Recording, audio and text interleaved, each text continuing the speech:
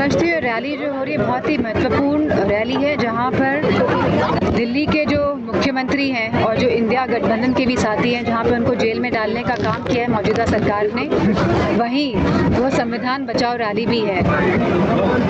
अंतिम संस्कार में कल मुख्तार अंसारी के अंतिम संस्कार में डीएम द्वारा उनकी देने से रोका गया था और कहा गया था कि धारा 144 लागू है। मैं समझती हूँ लास्ट रिचुअल्स होते हैं, किसी भी के भी हो, उनको पूरा करना एक बहुत ज़रूरी होता है। और इस तरह की जो बात आप कह रहे हैं अगर करी गई है तो बहुत ही गलत बात करी गई है, क्योंकि अंतिम दर्शन जिसको भी देने हैं, हमारी संस्कृति हमारे धर्म में भी यह है कि राष्ट्र रिचुअल्स होने चाहिए और शांतिपूर्ण तरीके से होने चाहिए। मैडम, जो गठबंधन की रैली आज हो रही है उसको लेकर सुधांशु त्रिवेदी ने आरोप लगाया कि जो लोग रैली में शामिल हो रहे हैं वो सब पाखंड है, क्या कहेंगे? मैं समझती हूँ अगर आप जितने भी नेताओं को देख लें जो भाजपा में गए हैं, तो भाजपा तो एक वॉशिंग मशीन है, जहाँ जाकर सभी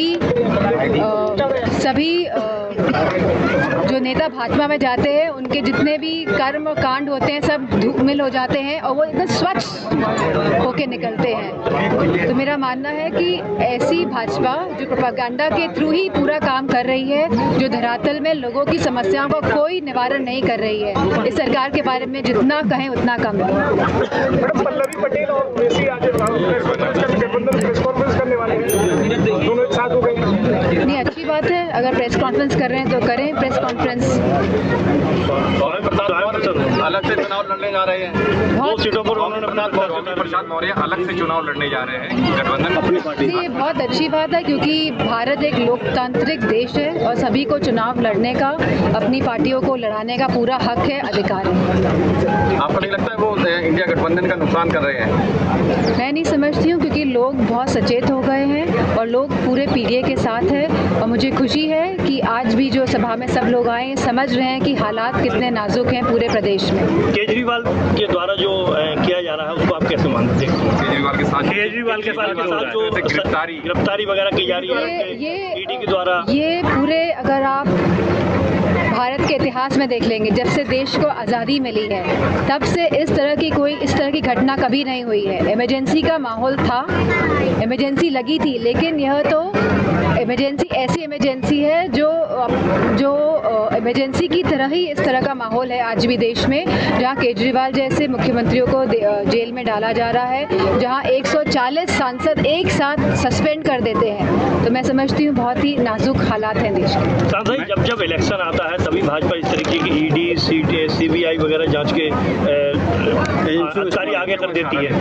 क्या हमने देखा है कि कैसे ईडी और सीबीआई के माध्यम से भारतीय जनता पार्टी ने चंदा भी वसूला है, और लोग समझ रहे हैं कि ये जो ईडी और सीबीआई हैं जो इंस्टीट्यूशंस हैं जिनको किसी भी पार्टी की तरफ झुकना नहीं चाहिए, ये पूरी तरह भाजपा की तरफ और भाजपा के इशारों पर ही काम करते हैं। प्रियंका गांधी ने कहा है कि 350,000 करोड़ जो इलेक्ट्रो बोर्ड के जो भाजपा ने लिए हैं उसका कोई हिसाब नहीं किया। मैं समझती हूँ पूरी देश के सामने सच्चाई है, पूरे देश के लोग जानते हैं कि कैसे भाजपा ने इलेक्टोरल बॉन्ड्स के नाम में लोगों से चंदा वसूली करी है, किस तरह बड़े बड़े जो फार्मास्यूटिकल कंपनीज़ हैं, जब इंजेक्शन की बात हुई थी तो लगातार इन कंपनीज़ के माध्यम से भाजपा के अकाउंट में पैसा गया है, और फिर इन कंपनीज़ को परमिशन मिली है कि वो इंजेक्शन लगा सके कोविड के टाइम पे।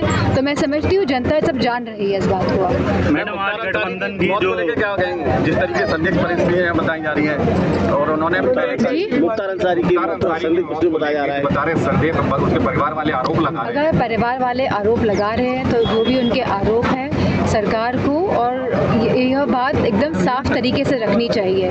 जो लोग संचिता की बात करते हैं, प्रारब्ध की बात करते हैं, तो यह भी जान लें कि जहाँ एक तरफ दृश्यत कर्मफल है वहीं अदृश्यत कर्मफल भी है।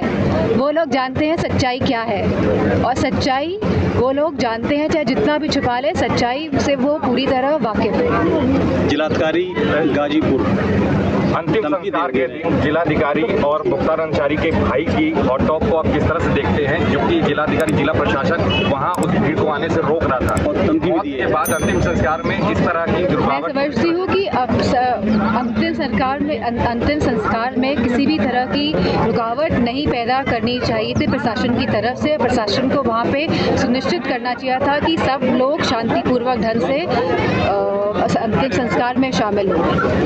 आखिरी सवाल पीडीए को लेकर मैडम एक पीडीए लगातार जो आज जिस तरह से गठबंधन की महारैली दिल्ली में देखने को मिली है, क्या संदेश था कि केजरीवाल के खिलाफ उसका रोष दिखाने के लिए था, या आगामी चुनाव के लिए रणनीति तैयार की जा रही थी, अपना दमखम दिखाने के लिए प्रयास किया गया है? मैं समझती हूँ कि ये संविधान बचाओ रैली थी और जहाँ भाजपा के लोग कह रहे हैं कि दोबारा आने पे हम संविधान को बदल देंगे, और जहाँ मुख्य जो नेता है उनको जेल में डालने का काम कर रही है मौजूदा सरकार, तो मैं समझती हूँ दोनों के विरोध में ये रैली थी।